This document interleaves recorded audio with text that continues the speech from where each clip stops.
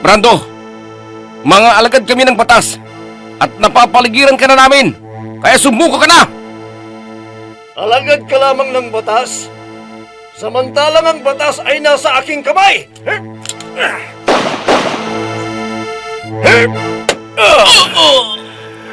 Nagkamali ka ng binangga, kaya katapusan mo na ngayon! Cardo! Anong ginagawa mo dito, Sofia? Ano man ang pinaplano mong gawin laban kay Nathan, parang awa mo na. Huwag mo nang ituloy. Anong ibig mong sabihin? Nalalaman mo ba yung sinasabi mo? Batid mo kung anong ginawa ng lalaki ito sa aking anak! Pero dapat sa lalaki ito ay mamatay! Oh, Cardo, wag! Wag! Paano pa yatang ipagtanggol ang lalaki ito na kinamumuhian mo?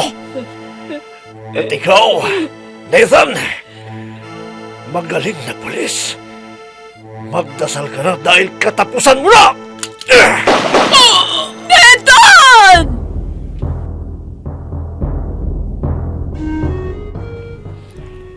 Batas sa aking kamay! Kwento ng paghiganti na bunsod na galit at pagkamuhi nang walang sapat na dahilan sa pagkakamali ng kahapon. Batas sa aking kamay! Mula sa panulat ni Andrea Solar at sa direksyon ni Jun Cabato. Batas sa aking kamay! Inihahandog sa inyo ng F3 Recording Studio para sa pambansang radyo ng Pilipinas, Bombo Radio Philippines.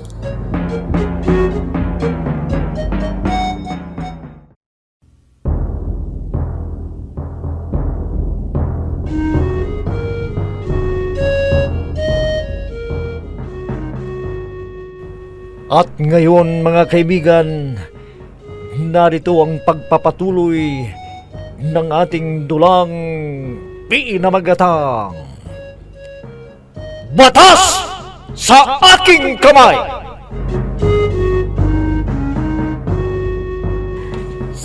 Sino raw bang pinalitan ni Nathan na Chief of Teka. Hindi ba Chief of Police ka noong yung nakabangga sa akin doon? Oo. Ricardo Sanchez ang buo niyang pangalan? Oo. Bakit? Magkakilala ba kayong dalawa ng dating chief of police dito? Bakit parang interesado ka yata? Di ba namumuhi ka sa dating chief of police na dating nakabangga mo? Ayoko na siyang pag-usapan pa. Siya nga pala. Anong sabi ni Nathan habang naroon kayo sa restaurant? Ay nako, tuwang-tuwa siya. Walang pagsidla ng kanyang tuwa, kaya tawa sila ng tawa ni Mabel. Sana gay magtuloy-tuloy na ang kaligayahan ng anak ko. Dahil yun lamang ang tangi kong hagad para sa kanya. Teka, may tumatawag sa akin. Sandali lamang at sasagutin ko. Hello? Magandang hapon naman. Sino po sila? General?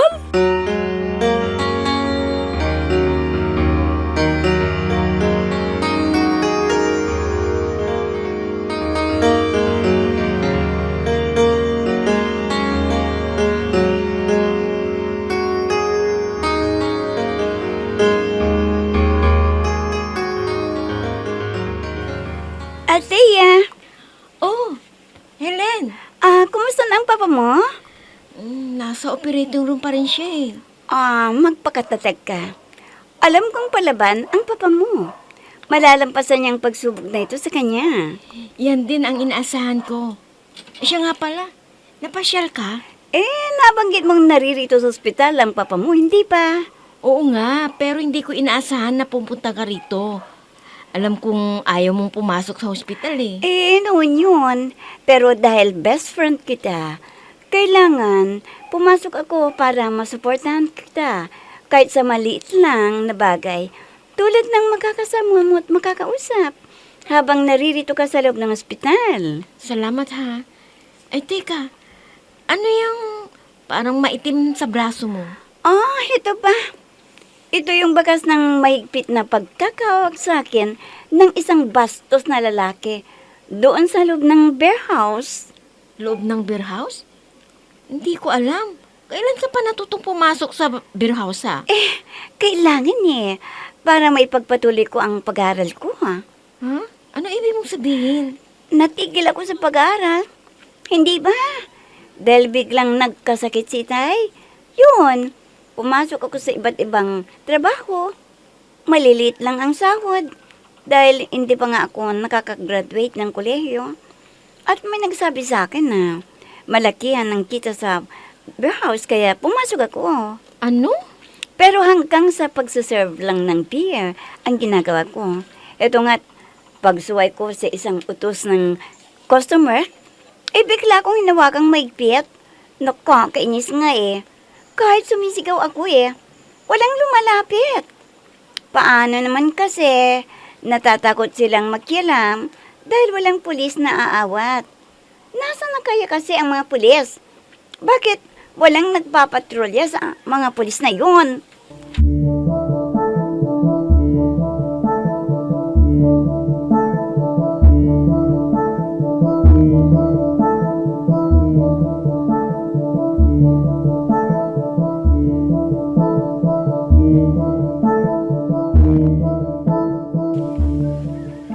Oh, bakit naman ganyan ang mukha mo? Aalis na ako ganyan pa rin ang mukha mo. Paano kasi? Aalis ka na dito sa bahay. Namimiss kita. Ako rin naman Nasaray na akong magkasama tayo. Kaya hahanap-hanapin ko ang mga araw na magkasama tayo. Pero gaya ng sinabi ng itay mo, kailangan nating maghiwalay ng tirahan.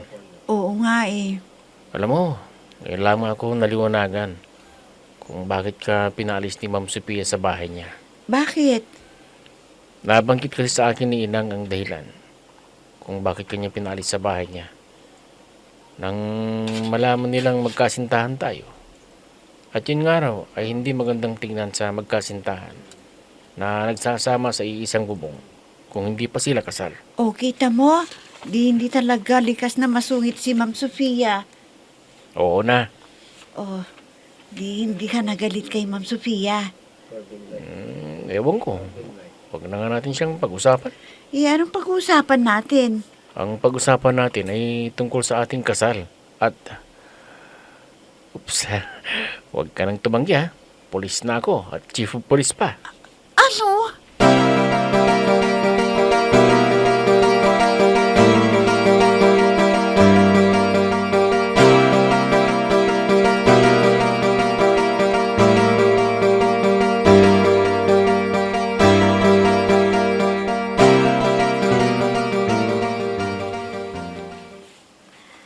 Ha? Wala nang nagpapatrolya ang mga pulis? Ay, oo. Hindi tulad noon, laging may mga pulis akong nakikita. Ngayon, wala na. Kung meron man, isa lang. Tapos, alis na kaagad. Hindi talaga tulad noon. Paano mo alam? Alam ko siyempre. Laman yata ako ng kalsada mula nang mapasok ako sa bear house na yun. Kaya napansin ko talaga na wala ng pulis na nakakala tuwing gabi. Wala tuloy kinatatakutan ang mga masasamang loob. Madalas na maraming snatch sa daan. Maraming krimen ang nangyayari. Lalo na ang droga. Naku, talamak. Kahit saan. Nakakakita sila ng naghihit-hit ng marijuana. Ano? Kailan pa? Magdadalawang linggo na siguro. Magdadalawang linggo na ring nasa ospital si Papa. Oo nga, no? Chief of Police pala ang papa mo, no? Kaya siguro, malakas ang loob ng mga masasamang loob. Dahil wala pa ang Chief of Police na lumalaban sa mga masasamang loob. Tama ka dyan. Kaya kailangan gumaling na si Papa para manumbalik na sa normal ang katahimikan nitong bayan natin.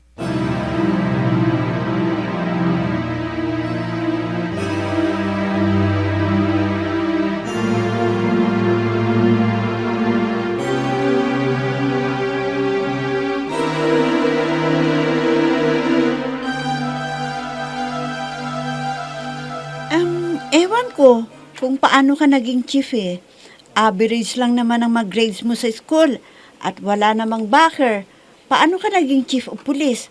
Ang dami mo kayang nalundag na posisyon. Hindi kaya naduling yung talagang OIC na yun? Kaya niya ako ginawang chief of police? Talagang naduling. Sa bagay, hindi rin ako kumbinsido sa ginawa sa akin eh. Ha?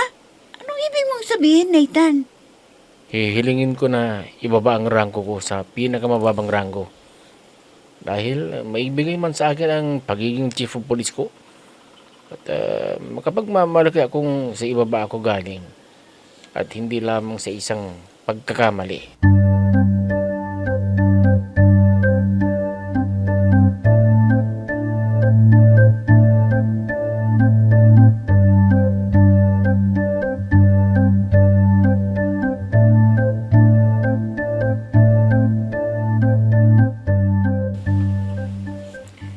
Sino yon, Sofia? Si General Flavio na nag-promote kaagad kay Nathan bilang Chief of Police. Ganun ba? At alam mo ba kung ano ang sinabi sa akin tungkol kay Nathan? Na ano raw? Hiniling daw nito na ibaba ang kanyang rangko na magsimula bilang patrol officer pataas para daw magkaroon ng karanasan at maging matalino sa mga susunod na araw bilang magaling na hepe ng pulis. Yan si Nathan ko. Ang mabait kong anak. Anak mo pala. Okay lang, Yaya. Anak mo rin naman siya. Dahil pagkapanganak ko pa lamang sa kanya, ay ikaw na ang tumayong ina niya na nag-alaga sa kanya, kumalinga, nagmahal, at nagturo sa kanya ng mabubuting aral. Kaya kung may dapat lang na magmalaki sa kung ano ngayon si Nathan, yon ay ikaw.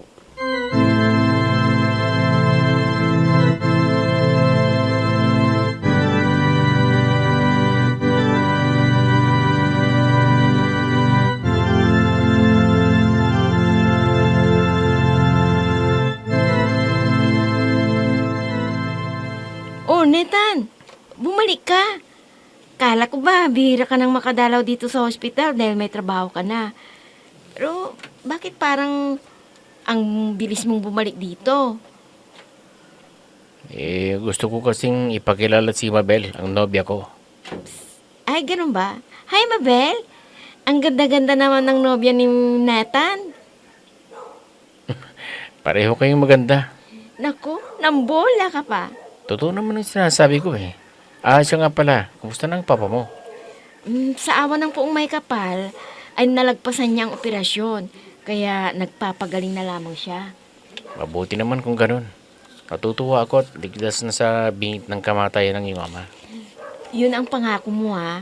Kahit na may trabaho ka na, ay papasyal at papasyalan mo pa rin ako. Oo naman. Siya nga pala.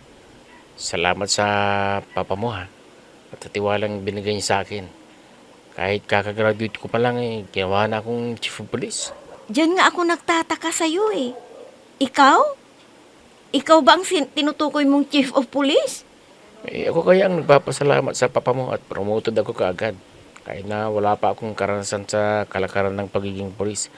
Kaya lang nagdadalawang isip ako kung dapat ba o hindi dapat na maging chief of police ako kaagad. Sigurado ka? Oo, pero tulad ng sinabi ko, dadalawang isip pa ako kung tatanggapin ko o hindi ang pagiging chief of police. Dahil wala pa akong alam at wala pa akong karanasan.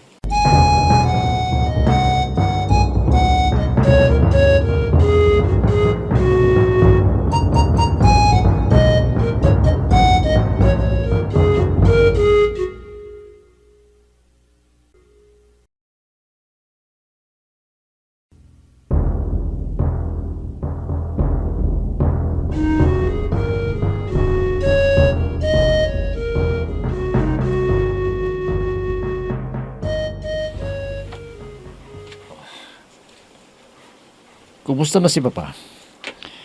Nagkamali na ba? Oo, kuya. Nagkamali na si Papa. Pero hindi pa rin makausap. Ano bang sabi ng doktor? Hintayin lamang daw natin siyang kusang magsalita. Basta ang mahalaga ay kakausapin natin siya lagi. Alagaan, iparamdam ang pagmahal natin sa kanya.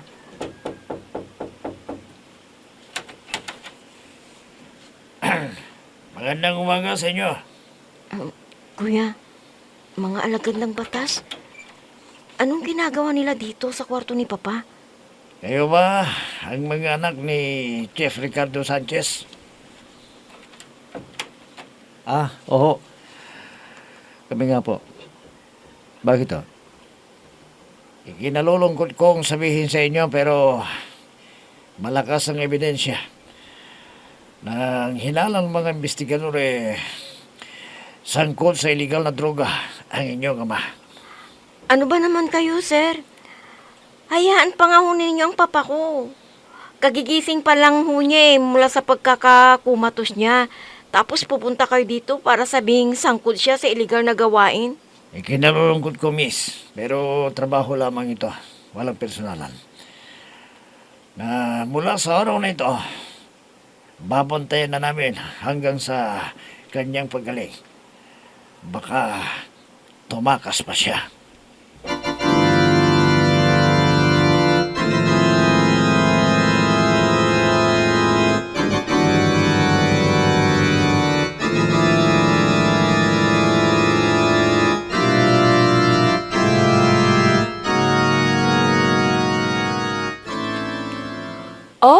General, kayo pala.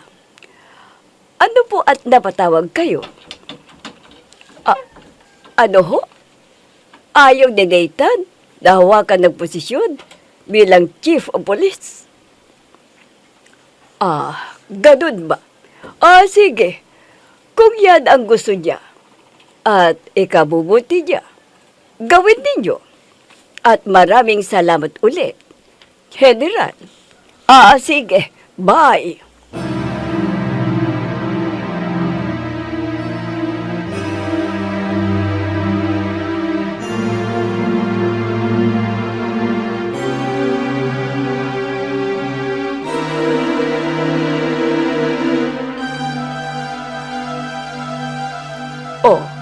Ano pang ginagawa mo dyan sa lababo, Yaya?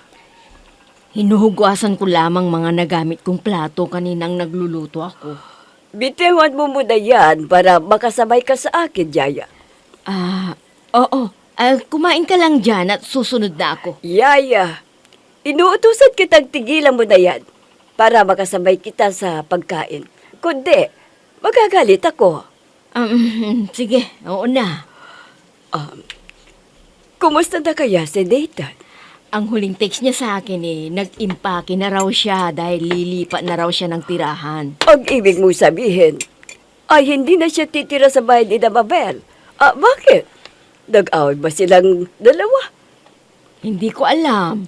Dahil nang tinawagan ko, ang sabi ay hindi naman daw galit yung tatay ni Mabel. Pero dapat lang daw na lumipat siya ng tirahan dahil may trabaho na raw siya. Napag-alaman yata ng tatay ni Mabel na magkasintahan na sila. Kaya raw siya pinalilipat sa ibang tirahan. Mabuti naman. At hindi konsentidor ang ama ni Mabel. Siya nga pala. Siguradong nangangailangan ng pera ang batang yun. Kaya sabihin mong magkita kayo para maibigay mo sa kanya ang pera. Kawawa naman. Baka tipirin ang pagkain para lamang may maitabi siya. Oo, pagkatapos ko dito.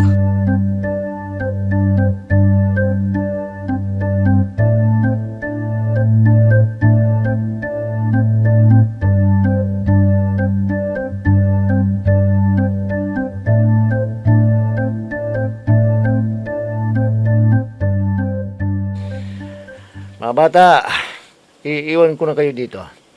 Pagbutihin nyo ang pakipag-usap nyo kay Mayor. Kilala ko ang taong yun. Kahit tapos na ang usapan, bigla-biglang nagbabago ng isip. Bossing. Ang sabi niya sa akin, ay patungo na siya dito, kaya eto ang isang attache case ng droga. 2 milyon ang halaga nito. Iyan ang ibigay ninyo kay Mayor. kapalit ng 2,000,000 piso. Bossing. Kami na bahala dito. Pag nagkapalitan na kayo ng droga at pera, sumakay kayo agad sa sasakyan para nakahanda na kayo. Magimagap kayo dahil hindi lahat ng pulis nababayaran natin. Sige, alis na ako. Mga kasama, magsipaghanda kayo dahil patugong na dito si... Asan kamay? Walang kikilos. Mga alagad dito ng batas. Mga kasama, mga palak. Mga naman parang nataranta ka. Anong ginagawa ninyo sa ganitong oras ng gabi? Ha? Nagpapahagin lamang, sir. Nagpapahangin? Ah. Sa itong liblib na lugar, nagpapahangin? Tumalikod kayong lahat. Mga kasama, kapkapan sila. At check upin ang loob ng sasakyan nila. Kumain niyo!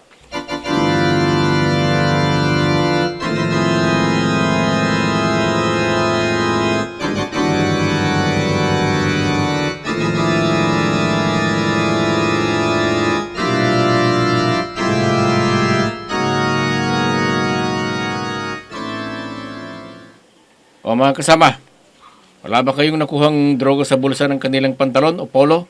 Sir, may droga sa loob ng sasakyan. Dalhin mo dito. Ito, sir, oh. Droga nga ito. Nagpapahangin lang, ha? Men, usasan sila. Sir, magkano bang kailangan mo? Sabi mo, sir.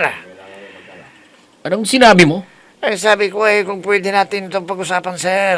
Total, tayo-tayo lang naman ang naririto ko. Di ba, sir? Ganun, ha?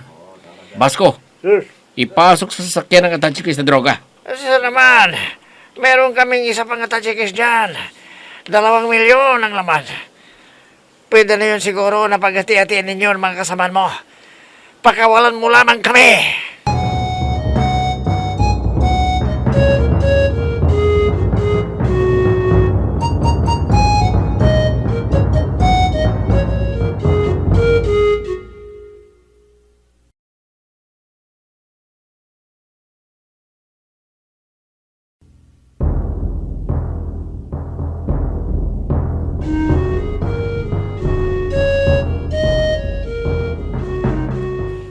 Ano ang gagawin ni Nathan? Masilaw kaya siya sa salaping alok ng kanilang mga nahuli? Mga kaibigan, huwag ninyong kaligtaang subaybayan ang pagpapatuloy ng ating dulang pinamagatang Batas sa Aking Kamay! Mga nagbibigay buhay, sina Amid Diaz, Mayra Abrihal Narnola, Eva Alcoreza, June Cabato, Robert D. Guzman, Oscar Ora, mula sa panulat ni Andrea Solar at sa direksyon ni June Cabato. Technical supervision at sa musika ni Oscar Ora. Batas sa Aking Kamay! Inihahandog sa inyo ng F3 Recording Studio para sa pambansang radyo ng Pilipinas, Bombo Radio Philippines.